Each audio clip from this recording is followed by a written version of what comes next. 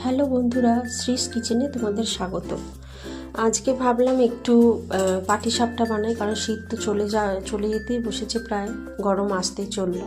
তো গরমকালে তো এগুলো খুব একটা আর ভালো লাগে না, আবার সেই একটা বছরের অপেক্ষা করতে হবে। তো সেই মতো আজকে একটু পাটিসাপটা বানাবো ভাবলাম। তো আমি প্রথমেই দুধটা একটু জাল করে রাখা ছিল আমার, তো আমি ঠিক যতটা পুর বানাবো সেই মতো দুধ আমি কড়াইতে নিয়ে নিলাম, নিয়ে এবং দুধটা একটু টাইম নিয়ে একটু ফোটাবো, এবং এর মধ্যে তারপর একটু আমি গুঁড়ো দুধ অ্যাড করেছি, যাতে করে দুধটা একটু গাঢ় হয় মিশ্রণটা। তো যখন একটু গাঢ় হয়ে আসবে তখন আমি আগে থেকে নারকেল গুড় দিয়ে ছাই মেরে রেখেছিলাম। তো আমি সেই ছাই মারা নারকেলটাই আমি এখানে আজকে পুর হিসাবে ব্যবহার করব। এবং যখন দুধটা একটু বেশ ভালো মতো ফুটে গাঢ় হয়ে গেছে তখন আমি দিয়ে দিলাম আমার সেই ছাই মারা নারকেলটা, যেটা পুর হিসাবে আমি ব্যবহার করছি। এবং আমি ঠিক যতটা বানাবো ঠিক ততটাই পরিমাণ মতো আমি দিয়েছি। এবং এর মধ্যে আমি একটু চিনিও অ্যাড করবো, গুঁড়ো অ্যাড করা যায় চাইলে।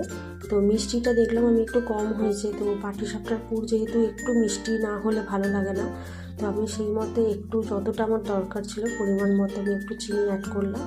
করে আমি মিশ্রণটা আমি একদম পুরটা রেডি আমার বলতে গেলে হয়েই এসেছে।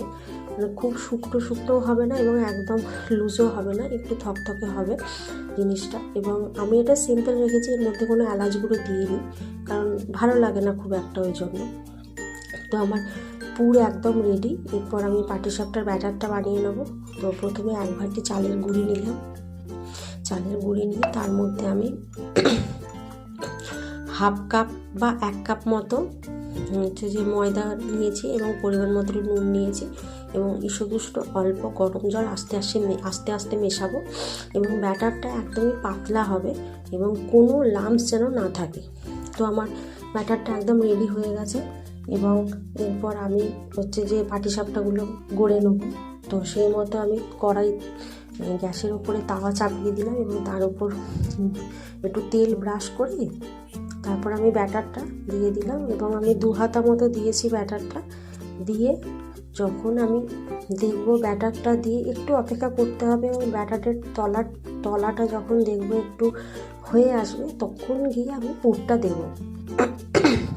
এবং আমি পুরটা দিয়ে যখন হয়ে আসবে একটু পুরটা দেবো, এবং পুরটা দেওয়ার পরে একটু অপেক্ষা করতে হবে, এবং তারপর গিয়ে জিনিসটা সঙ্গে সঙ্গে তোলা যাবে না, তাহলে হয়তো জিনিসটা ভালো নাও হতে পারে, উঠেও যেতে পারে। এবং পুরটা দিয়ে আমি একটু অপেক্ষা করলাম, এবং যখন দেখলাম তলাটা হয়ে এসেছে তখন আমি রোলটা বানিয়ে নিলাম। এবং এইভাবেই আমি একে একে সমস্ত পাটিসাপটা পিঠেগুলো রেডি করে নিয়েছি। তো তোমাদের কেমন লাগলো সেটা জানিও।